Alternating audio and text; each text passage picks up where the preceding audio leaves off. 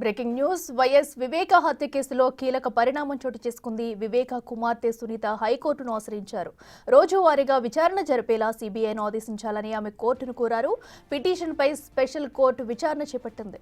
ఈ పిటిషన్లో కేసును నిందితులతో పాటు సీబీఐని ప్రతివాదులుగా చేర్చారు. ఆమె 15 నెలలుగా విచారణ జరగడం లేదని ఆమె తరపు లాయర్ వాదనలు వినిపించారు.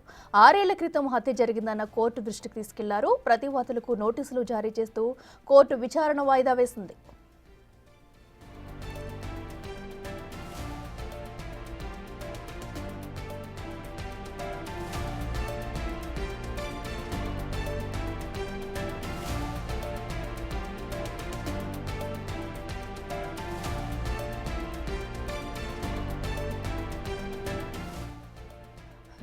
వైఎస్ వివేక హత్య కేసులో కూడా కీలక పరిణామం చోటు చేసుకుంది. వివేక కుమార్తె సునీత అయితే ప్రస్తుతం హైకోర్టును ఆశ్రయించారు. అయితే రోజువారీగా విచారణ జరిపేలా సీబీఐను ఆదేశించాలని కూడా ఆమె కోర్టును ఆశ్రయించారు. అయితే హత్య జరిగినప్పటి నుంచి కూడా ఇప్పటి వరకు ఈ కేసుకు సంబంధించి ఎలాంటి విచారణ సరిగా జరగడం లేదంటూ కూడా ఆమె ఆవేదన వ్యక్తం చేస్తారు. ఈ సందర్భంలోనే హైకోర్టును అయితే ఆశ్రయించడం జరిగింది. ఇప్పటికైనా ఈ కేసులో తమకు న్యాయం జరిగేలా చూడాలంటూ కూడా ఆమె హైకోర్టును ఆశ్రయించడం జరిగింది.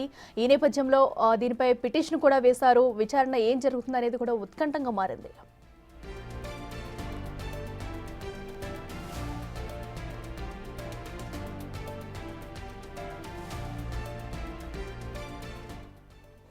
ఇదే అంశానికి సంబంధించి మరింత సమాచారం మా ప్రతినిధి సురేష్ అందిస్తారు. సురేష్, చెప్పండి, ఇప్పటికే వివేక హత్య కేసుకు సంబంధించి కూడా అటు హైకోర్టును ఆశ్రయించారు సునీత. అయితే హైకోర్టు ఏం చెబుతుంది? ఈ కేసు తదుపరి ఎలాంటి మలుపు తిరగబోతుంది? డీటెయిల్స్ ఏంటి? వివేక హత్య జరిగే 6 సంవత్సరాలు కావస్తుంది. సిబిఐ విచారణ జరుపుతుంది. కానీ 15 నెలలుగా సిబిఐ విచారణ ఆగిపోయింది. అసలు విచారణ ముందుకు సాగట్లేదంటూ కూడా హైకోర్టులో సునీత పిటిషన్ దాఖలు చేయడం జరిగింది. ఈ పిటిషన్ పైన హైకోర్టులో ఈ రోజు విచారించింది. సిబిఐ కోర్టులో వివేక హత్య కేసు విచారణ రోజువారీగా విచారించేలా ఆదేశాలు ఇవ్వాలని చెప్పేసి కూడా పిటిషన్ లో కోరడం జరిగింది. అయితే ఈ పిటిషన్ పైనే హైకోర్టులోని స్పెషల్ కోర్టు విచారణ జరిపింది. విచారణలో ఇప్పటికీ సిబిఐ అధికారులు ఛార్జ్ షీట్ కూడా దాఖలు చేశారు. కానీ అందులోని విచారణ ముందుకు సాగట్లేదు. ఎవరైతే ప్రతివాదులు ఉన్నారో సిబిఐ అధికారులు ఛార్జ్ షీట్ కి సంబంధించిన కాపీలను హార్డ్ డిస్క్ లో సమర్పించారని చెప్పేసి కూడా న్యాయవాది చెప్పారు. ఆ హార్డ్ డిస్క్ లో కాపీలు ఓపెన్ కావడం లేదని నిందితుల తరపు న్యాయవాదులు అభ్యంతరం చెప్తున్నారని చెప్పేసి కూడా పిటిషన్ తరపు న్యాయవాది హైకోర్టులో వాదనలు వినిపించడం జరిగింది. ఎవరైతే ప్రతివాదులు ఉన్నారో ప్రతివాదులకు నోటీసులు జారీ చేస్తూ తదుపరి విచారణ వాయిదా వేసింది high court. Right Suresh, thank you.